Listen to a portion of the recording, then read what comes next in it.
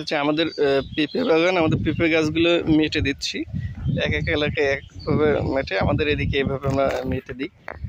আচ্ছা, পেঁপে গাছ এটা হচ্ছে গ্রিন লেডি। দেখেন কতটুকু গাছ, এক বট হয়েছে, এক বটেরও কম, এক বট হয়েছে, পেঁপে ধরে গেছে, অলরেডি ফুল চলে আসছে।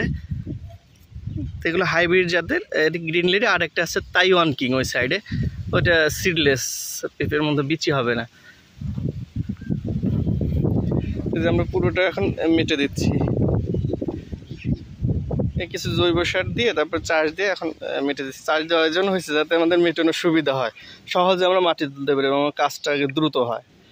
আর আগাছা, এইসব জমিতে প্রচুর পরিমাণে আগাছা, যার জন্য আমরা প্রায়ই চাষ দিই আর কি। দেখা যায় 15 দিন 10 দিন পর আমাদের চাষ দেওয়া লাগে।